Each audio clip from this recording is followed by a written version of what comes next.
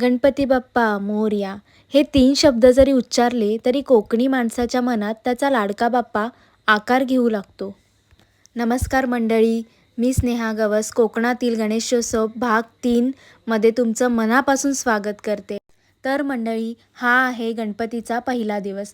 तुम्हा सर्वांना गणेशोत्सवाच्या खूप खूप शुभेच्छा. आणि हा आहे माझ्या घरी विराजमान झालेला बाप्पा. कोकणाला समृद्ध लोककलांचा वारसा लाभला असून लोककलेत दशावतार, कीर्तन, गोंधळ, भारुड यामध्ये प्रामुख्याने उल्लेख केला जातो तो म्हणजे भजनाचा. कोकणात भजन मंडळाची एक परंपरा आहे. गणपतीत ही भजन मंडळी घरोघरी भजने करतात. भजनाक जाऊक वया म्हणून काही लोक पेटी, तबला, मृदुंग, झांज याची जुळवाजुळव करत असतात.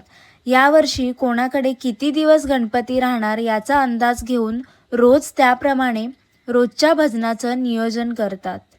असं हे भक्तिमय वातावरण कोकणात आहे. कोकणातील अशा इंटरेस्टिंग व्हिडिओसाठी स्टे ट्यून. थँक्यू.